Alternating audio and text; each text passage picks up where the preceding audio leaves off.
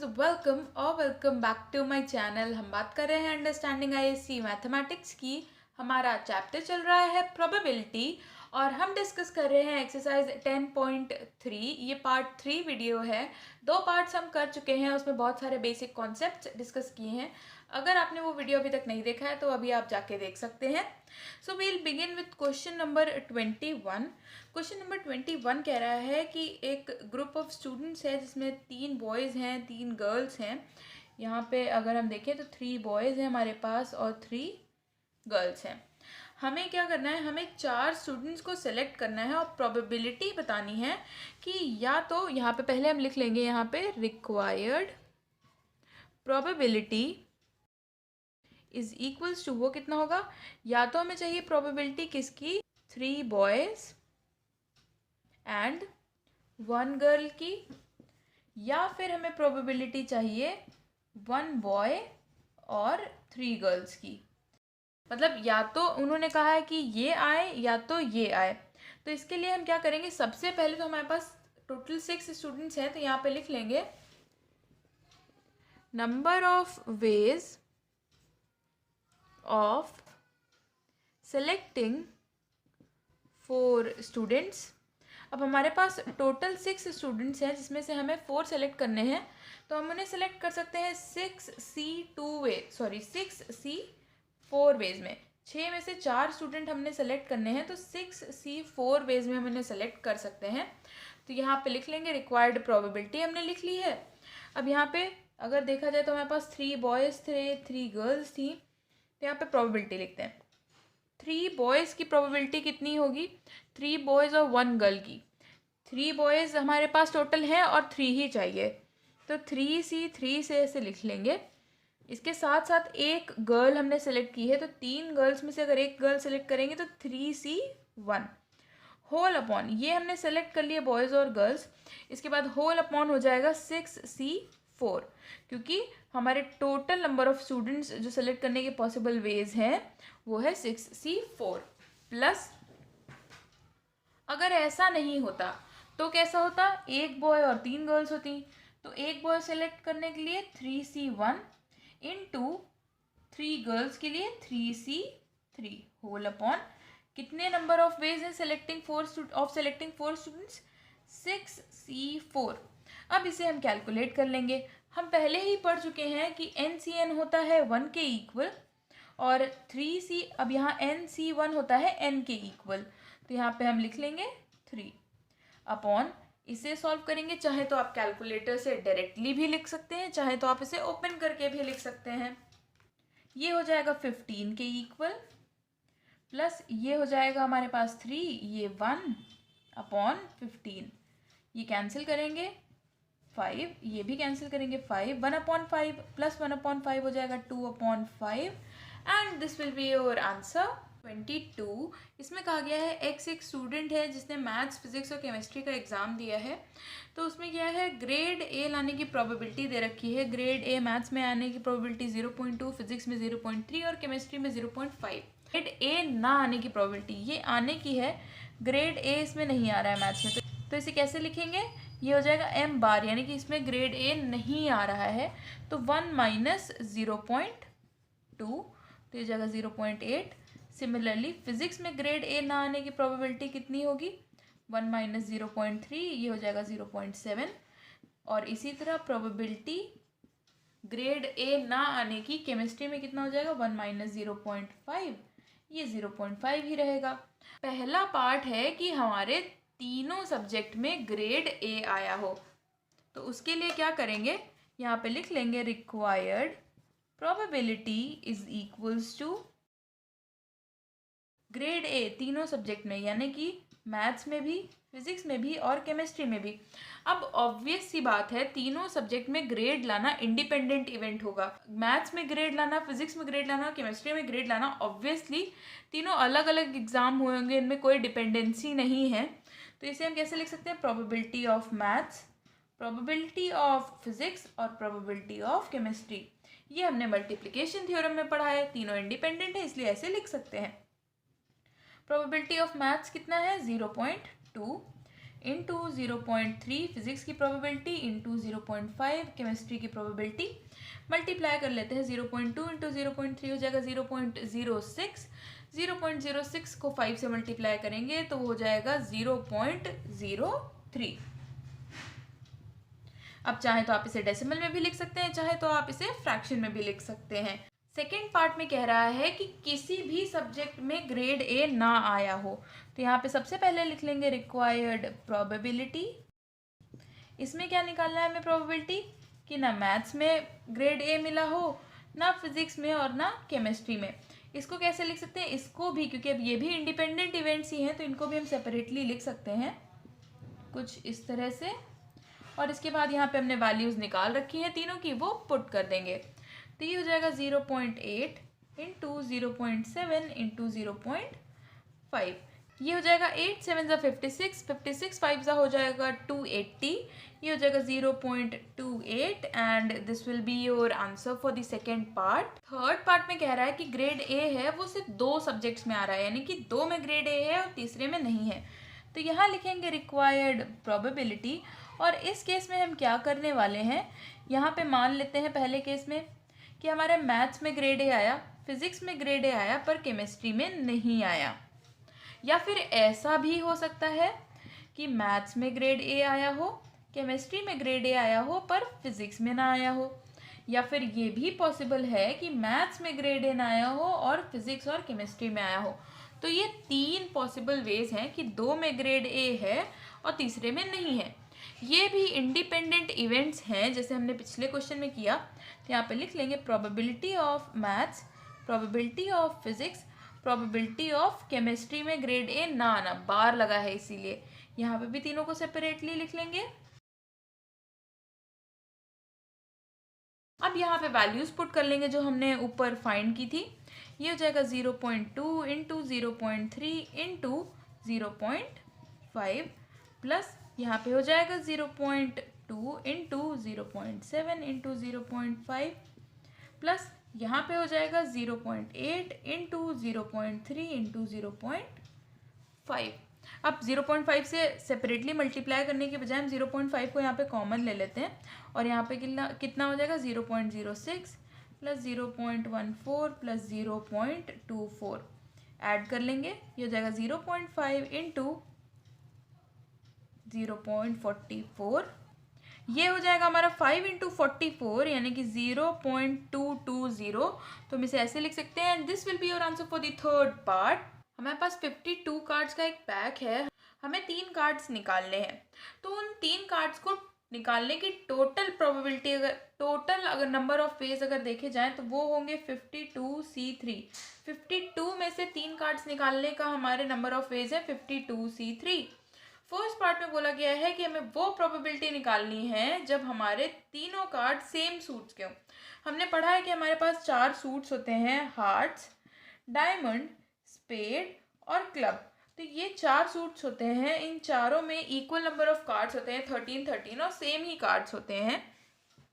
तो यहाँ पे हम लिख लेंगे required probability is equals to. अब प्रोबेबिलिटी हो सकती है कि कार्ड्स हमारे तीनों जो हों वो स्पेड के हों, या फिर हो सकता है कि डायमंड के हों, या फिर हो सकता है कि क्लब के हों, और या फिर ये भी हो सकता है कि वो तीनों कार्ड्स हमारे हार्ट्स के हों। अब यहाँ पे एक ही लिखा है, आप चाहें तो एस एस एस ऐसे करके भी लिख सकते हैं, 3 मेंशन कर सकते हैं क्योंकि 3 कार्ड्स हैं।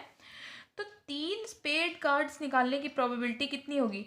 टोटल नंबर ऑफ स्पेड्स होते हैं हमारे पास 13 में से 3 निकाले तो 13C3 upon total number of ways 52C3। इसी तरह डायमंड में भी 13C3 अपॉन 52C3। यहाँ पे क्लब में 13C3 upon 52C3 plus hearts में भी 13C3 अपॉन 52C3। तो यहाँ पे आप देख सकते हैं ये 4 टाइम्स है, तो इसे हम लिख सकते हैं 13C3 अपॉन 52C3 इंटू 4। अब आप चाहें तो इसे आप कैलकुलेटर से सॉल्व कर सकते हैं या पूरा एक्सपैंड करके भी सॉल्व कर सकते हैं। 13C3 होता है 286, 52C3 हो जाएगा 22100 और ये इंटू 4। इसे कैंसिल आउट करके सिंप्लीफाई करेंगे तो ये हो जाएगा 22/425 and this will be your answer. Second part में कहा है कि एक किंग है, दूसरा क्वीन है और तीसरा जो है वो जैक है। हमारी प्रोबेबिलिटी कितनी होगी, हमें प्रोबेबिलिटी निकालनी है किंग, क्वीन और जैक की। तो देखा जाए तो हमारे पास टोटल 4 किंग होते हैं, हमें एक किंग निकालना है तो 4C1। फिर हमारे पास 4 क्वीन होते हैं, एक क्वीन निकालनी है तो 4C1। जैक भी हमारे पास 4 होते हैं, एक निकालना है तो 4C1 अपॉन टोटल हमारे नंबर ऑफ वेज कितने हैं 3 कार्ड्स निकालने के 52C3, वो हम देख चुके हैं। इसे लिख लेंगे तो ये हो जाएगा 4 × 4 × 4 अपॉन ये हो जाएगा 22100। इसे कैंसिल करेंगे तो ये हो जाएगा 16/5525 and this will be your answer. Question number 24, हमें कहा गया है कि एक बैग है जिसमें 5 वाइट और 4 ब्लैक बॉल्स हैं और एक दूसरा बैग है जिसमें 7 वाइट और 9 ब्लैक बॉल्स हैं। तो यहाँ पे सबसे पहले तो लिख लेंगे total number of balls in bag 1 हो जाएगा हमारे पास 5 + 4 9 और इन बैग 2 हो जाएगा हमारे पास 7 + 9 16। अब करना क्या है, हमें प्रोबेबिलिटी निकालनी है। यहाँ पे लिख लेंगे पहले रिक्वायर्ड प्रोबेबिलिटी। हमें प्रोबेबिलिटी निकालनी है कि एक वाइट और 2 ब्लैक बॉल्स निकले, तो हमारे पास कितने कंडीशंस हो सकते हैं। और हमसे ये कहा गया है कि फर्स्ट बैग से सिर्फ हम एक बॉल निकाल सकते हैं और सेकेंड बैग से 2 बॉल्स। तो अगर आपसे कहा जाए कि आपको एक वाइट और 2 ब्लैक बॉल्स ही निकालनी है और पहले बैग से सिर्फ एक और दूसरे बैग से 2 बॉल्स ही निकाल सकते हैं, तो पहले बैग से या तो आप वाइट बॉल निकाल सकते हैं या तो आप ब्लैक बॉल निकाल सकते हैं। तो इसे इस तरह से लिख लेते हैं। फर्स्ट बैग से अगर आपने वाइट बॉल निकाली तो एक वाइट बॉल तो ये हो गई, अब बची 2 ब्लैक बॉल, यानी कि आपने दूसरे बैग से दोनों ब्लैक बॉल्स निकाली होंगी। तो इसे इस तरह से लिखा प्लस। अब अगर मान लेते हैं कि पहले बैग से आपने ब्लैक बॉल निकाली है तो इसका मतलब है दूसरे बैग से आपने वाइट और ब्लैक बॉल निकाली होंगी। तो ये आपका दूसरा प्रोबेबिलिटी हो गया।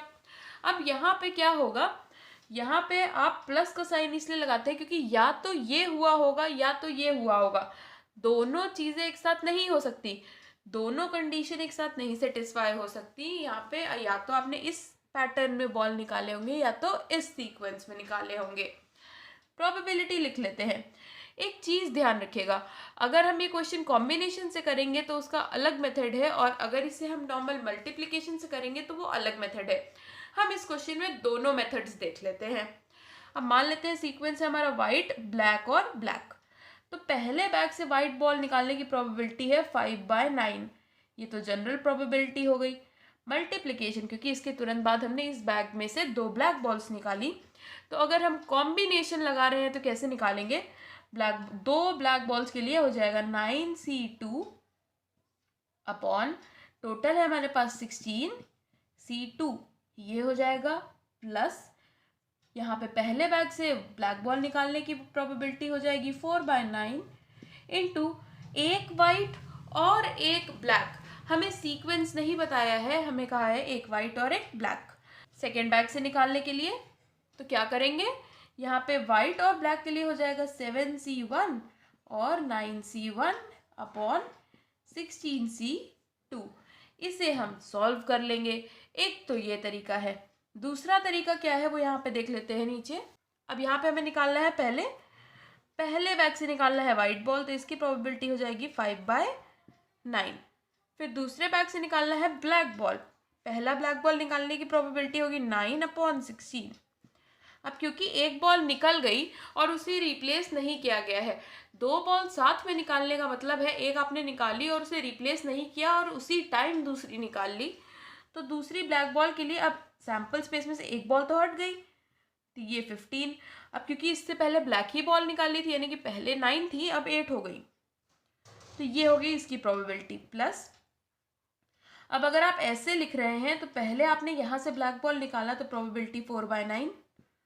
अब इस केस में अगर आप कॉम्बिनेशन लिख रहे हैं तब तो कोई प्रॉब्लम नहीं है, पर अगर आप कॉम्बिनेशन नहीं लिख रहे हैं तो यहाँ आप क्या करने वाले हैं, अब यहाँ पे दो चीज़ें हो सकती है, या तो आपने पहले वाइट निकाला होगा फिर ब्लैक निकाला होगा, या तो आपने पहले ब्लैक निकाला होगा फिर वाइट निकाला होगा। तो वो दोनों कंडीशंस लिखेंगे। जब आप कॉम्बिनेशन करेंगे तो आप डायरेक्टली ऐसे लिख देंगे, जब आप कॉम्बिनेशन नहीं करेंगे तो आपको वो दोनों केसेस लेने पड़ेंगे।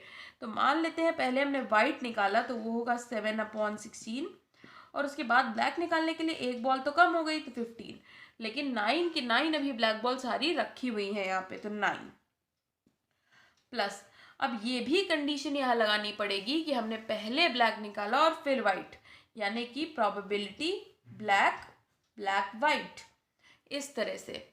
तो इसकी भी प्रोबेबिलिटी हम यहाँ पे लिखेंगे। ये हो जाएगा 4/9 फर्स्ट बैग से ब्लैक के लिए, फिर सेकेंड बैग से ब्लैक की प्रोबेबिलिटी हो जाएगी 9/16, और वाइट की प्रोबेबिलिटी, अब क्योंकि वाइट बॉल तो निकाली नहीं तो वो तो 7 ही रहेंगी, पर लेकिन एक बॉल हट चुकी है तो यहाँ पे 15, और इसे कैलकुलेट कर लेंगे। आप दोनों तरीके से आंसर निकाल सकते हैं और दोनों तरीके से आपका आंसर सेम आएगा। ये 9 और 9 कैंसिल हो जाएगा यहाँ पे भी, यहाँ पे 4 2 ज़ा 4 4 ज़ा, यहाँ पे भी ये हो जाएगा हमारे पास 5 2 ज़ा 10 +7 +7 24/15 4 ज़ा 60, यहाँ पे सब में है। इसे कैंसिल आउट करेंगे तो 12 2 ज़ा 12 5 ज़ा, आपका आंसर आ जाएगा 2/5 के इक्वल। क्वेश्चन नंबर 25, हमसे कहा गया कि हमने 2 डाइस रोल किए हैं और हमें प्रोबेबिलिटी निकालनी है कि दोनों डाइस पे डिफरेंट नंबर आए। तो एक काम आप कर सकते हैं, या तो आप पूरा सैम्पल स्पेस लिखिए, पूरा 1 1 से लेकर 6 6 तक, जैसा हमने पिछली एक्सरसाइज में किया है, या तो आप वो कर सकते हैं, या तो आप अगर देखें तो 2 डाइस आपने रोल किए, 2 नंबर आ सकते हैं।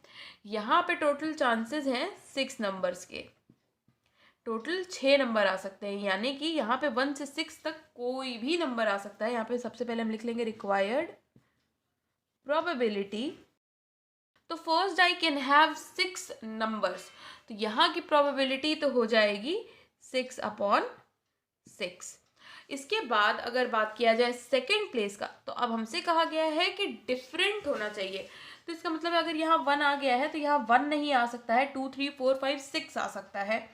अगर यहाँ 2 आ गया है तो यहाँ 2 नहीं आना चाहिए, यानी कि जो भी नंबर यहाँ पे आया है वो यहाँ नहीं आना चाहिए।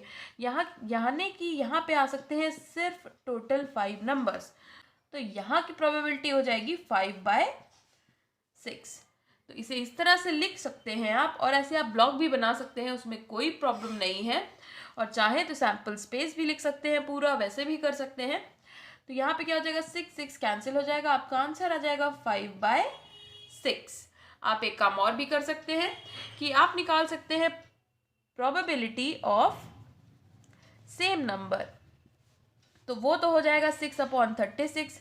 सेम नंबर का मतलब है 1 1 2 2 3 3 4 4 5 5 6 6, तो ऐसे 6 हो गए, और टोटल सैम्पल स्पेस में होंगे 36 एलिमेंट्स, तो 6/36। और आपको निकालना क्या है, आपको निकालना है कि डिफरेंट आना चाहिए। तो ये तो 1/6 है, अगर ये तो यहाँ पे आपका हो गया था, ये अलग एक्सप्लेनेशन है, आप ऐसे भी कर सकते हैं। तो ये सेम नंबर के लिए 1/6 हो गया, तो यहाँ पे आप रिक्वायर्ड प्रोबेबिलिटी अगर निकालना चाहें तो वो हो जाएगा 1 minus probability of same number, यानी कि सैम्पल स्पेस में से अगर आप सेम नंबर वाले एलिमेंट्स हटा दीजिए तो ऑब्वियस सी बात है वही बचेगा जिसमें दोनों डिफरेंट नंबर आए होंगे। तो ये हो जाएगा 1 माइनस 1/6, ये हो जाएगा 5/6 के equal, and this will be your answer. कह सकते हैं कि एक ही क्वेश्चन को करने के बहुत सारे मेथड्स हैं और आप कोई भी मेथड यूज कर सकते हैं। हमें कहा गया है कि प्रोबेबिलिटी निकालनी है कि टोटल जो आएगा दोनों डाइस के नंबर का वो कम से कम, एटलीस्ट का मतलब है कम से कम 4 होना चाहिए, ज़्यादा से ज़्यादा कितना भी हो सकता है। तो कम से कम 4 का अब देखा जाए तो 2 डाइस के अगर सम किया जाए तो कम से कम 2 होता है, 2 3 4 5 6 अप टू 12 सम आ सकता है। हमसे कहा गया है कि एटलीस्ट 4, कम से कम 4 आए और ज़्यादा से ज़्यादा तो 12 आएगा ही आएगा, तो ये सम हमें चाहिए। अब देख रहे हैं कि 4 से लेकर 12 तक तो बहुत सारे नंबर्स हो जाएंगे। हम एक काम कर सकते हैं, ये 2 और 3 वाला अगर टोटल में से हटा दें तो हमें ये वाला सम मिल जाएगा। तो हम एक काम करते हैं, हम प्रोबेबिलिटी निकाल लेते हैं, सम इज एट मोस्ट 3, यानी कि सम ज़्यादा से ज़्यादा 3 आए उसकी प्रोबेबिलिटी निकाल लेते हैं। तो सम ज़्यादा से ज़्यादा 3 कब आएगा, किस किस केस में आता है? 1,1 में सम 2 हो सकता है, 1,2 में सम 3 हो सकता है। 1,3 करेंगे तो सम 4 हो जाएगा, जो हमें नहीं चाहिए। और कौन सा केस हो सकता है? 2,1 हो सकता है जब सम 3 आएगा, फिर 2,2 में तो 4 हो जाएगा, तो यानी कि ये भी नहीं चाहिए। यानी कि हमारे पास टोटल सिर्फ 3 ही ऐसे केसेस हैं जब हमारा सम 3 या उससे कम है, यानी कि ज़्यादा से ज़्यादा 3 वाला केस जो है वो यही है। तो ये हो जाएगा 3 अपॉन सैम्पल स्पेस में टोटल हमारे ऑप्शंस होंगे 36, तो ये 3/36 यानी कि 1/12। यहाँ पे लिख लेंगे रिक्वायर्ड प्रोबेबिलिटी, तो ये हो जाएगा 1 minus probability of some is at most 3, ये हो जाएगा 1 माइनस 1/12 यानी कि 11/12 and this will be your answer. Number 26 हमसे कहा गया है कि 3 डाइस थ्रो किए हैं। तीन डाइस थ्रो करने का मतलब है सैम्पल स्पेस में कितने एलिमेंट्स होंगे? पहले डाइस पे आ सकते हैं 6 नंबर, दूसरे डाइस पे भी आ सकते हैं 6 नंबर, और तीसरे डाइस पे भी आ सकते हैं टोटल 6 नंबर, यानी कि 6 इंटू 6 इंटू 6, 6 की पावर 3 होगा, यानी कि 216 होगा हमारे सैम्पल स्पेस में number of outcomes in sample space. हमें प्रोबेबिलिटी निकालनी है कि तीनों डाइस पे सेम नंबर आए हो। ये सिर्फ 6 केसेस में होगा, जब तीनों पे 1, तीनों पे 2, तीनों पे 3, 4, 5 या 6 हो। तो यहाँ पे रिक्वायर्ड प्रोबेबिलिटी हमारी क्लियरली कितनी हो जाएगी? ये हो जाएगी हमारे पास 6/216। ये कैंसिल करेंगे तो ये हो जाएगा 1/36 के इक्वल। ये हो जाएगा हमारा फर्स्ट पार्ट का आंसर। सेकेंड केस में हमें निकालना है प्रोबेबिलिटी की टोटल हमारा जो तीनों डाइस का हो वो 5 के इक्वल आए।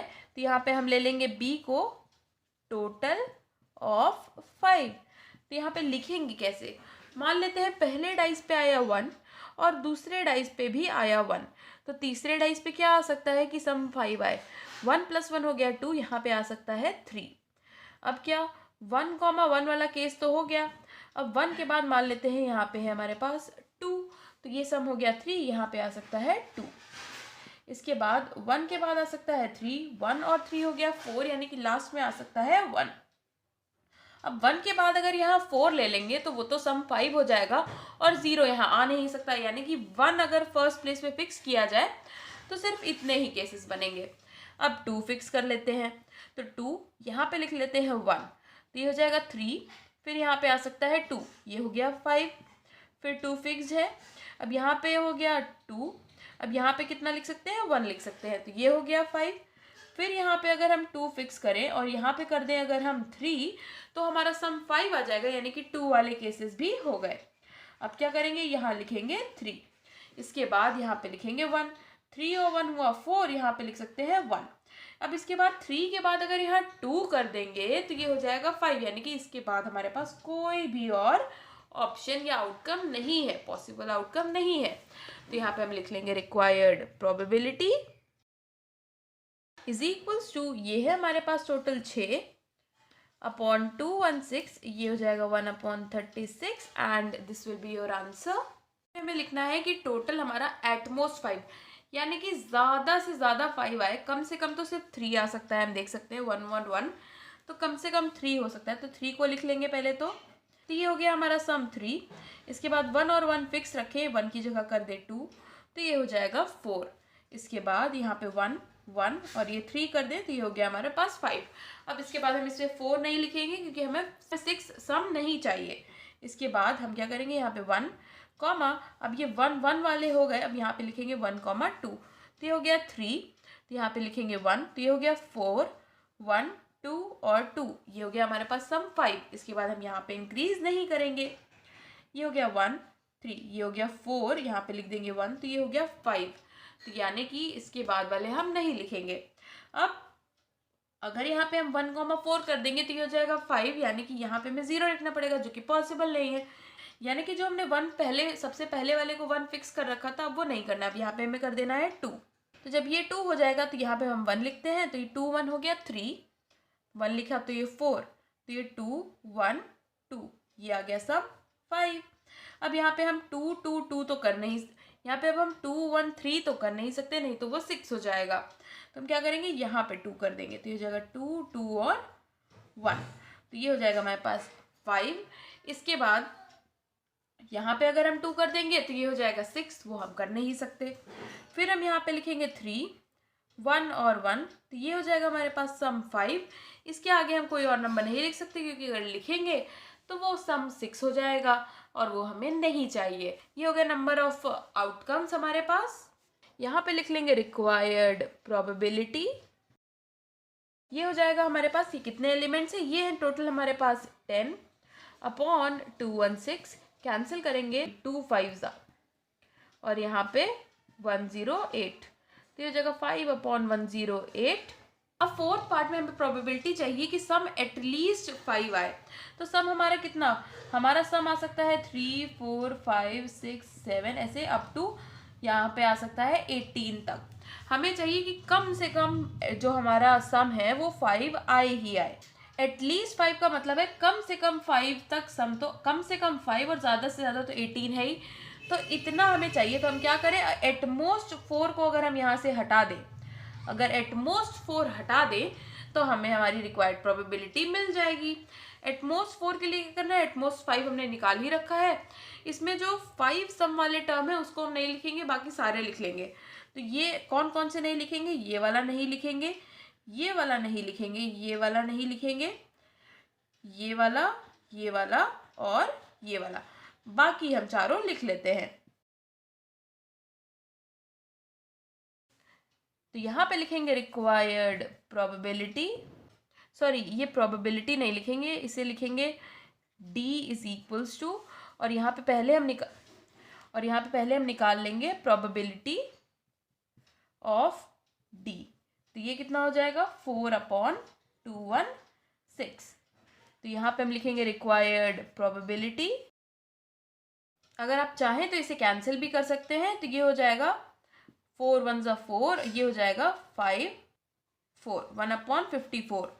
तो इसे आप लिख सकते हैं 1 माइनस प्रोबेबिलिटी ऑफ डी, तो ये हो जाएगा 1 माइनस 1/4 फिर 1/54 यानी कि 53 upon 54, and this will be your answer.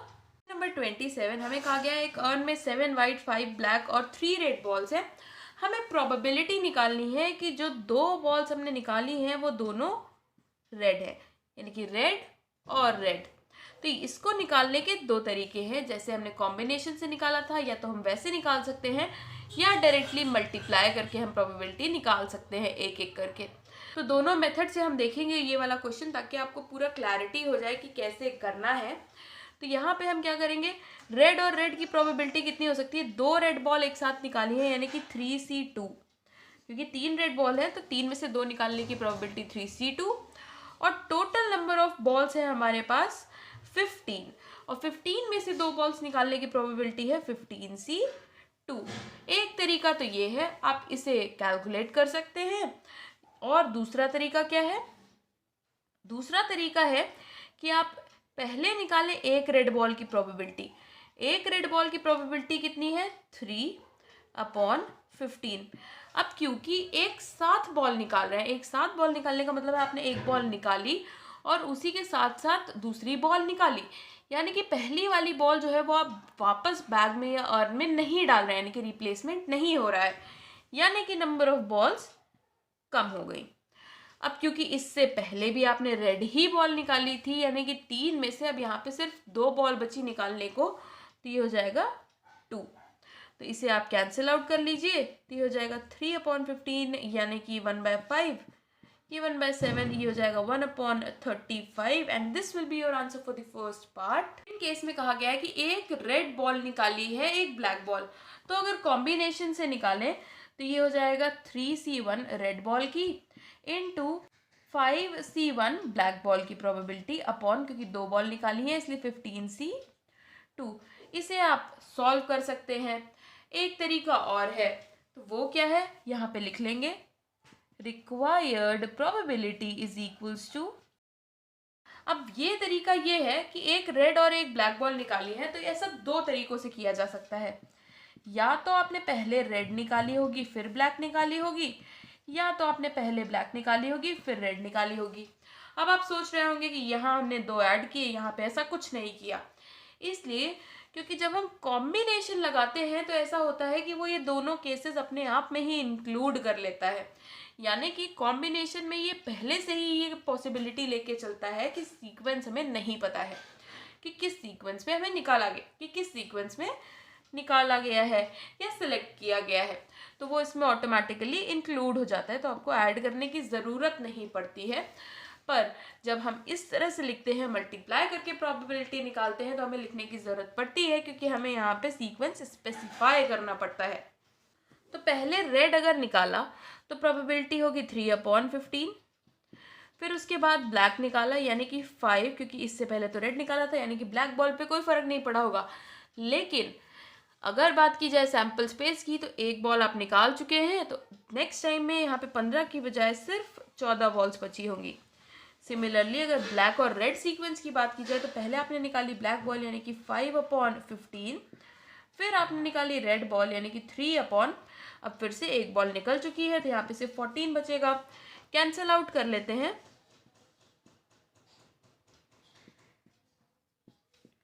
तो यहाँ पे बचा आपके पास 1/14 प्लस 1/14, यानी कि ये हो गया 2/14, या फिर आप कह सकते हैं 1/7, and this will be your answer.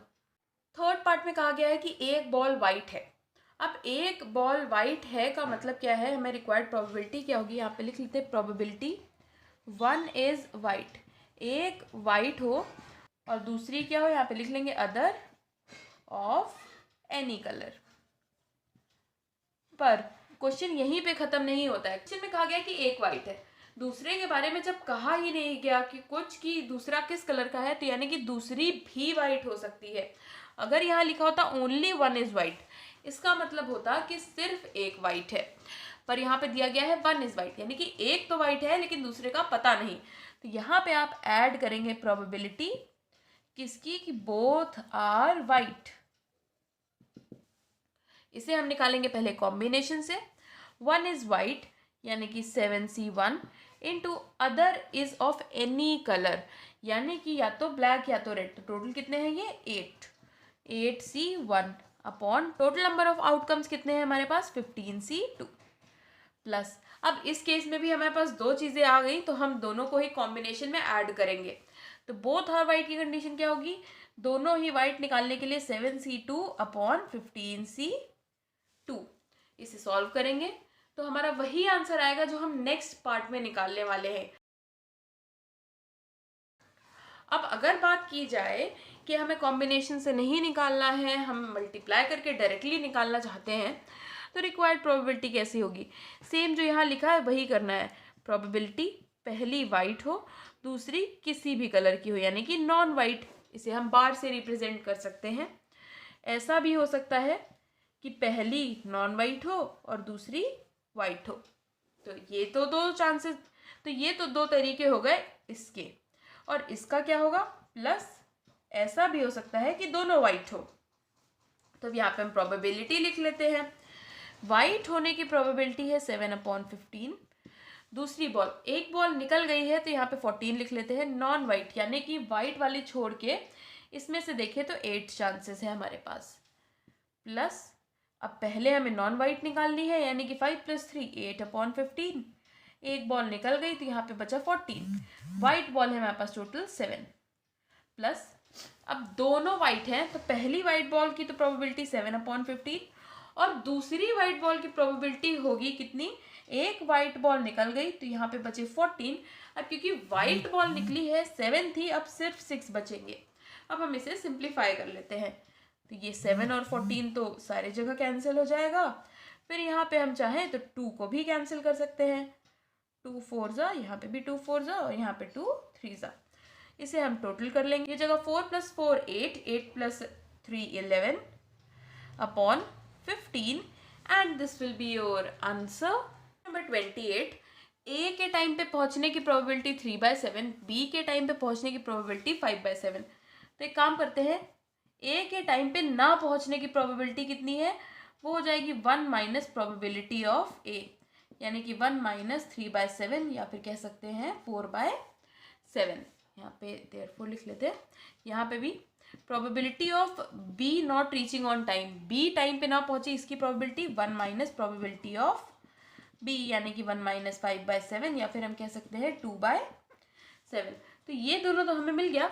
अब हमें क्या करना है, अब हमें जो प्रोबेबिलिटी निकालनी है वो यहाँ पे लिख लेंगे, required probability is equals to, हमें कहा गया है कि हमें वो प्रोबेबिलिटी निकालनी है जब दो में से सिर्फ ए टाइम पे पहुंच रहा है। इसका मतलब है जब ए टाइम पे आ रहा होगा तो बी टाइम पे नहीं आ रहा होगा, और जब बी टाइम पे आ रहा होगा तो ए टाइम पे नहीं आ रहा होगा। तो ये प्रोबेबिलिटी हमें निकालनी है। एंड ऑब्वियस सी बात है, किसी एक बच्चे का आना दूसरे बच्चे के आने से इंडिपेंडेंट इवेंट है।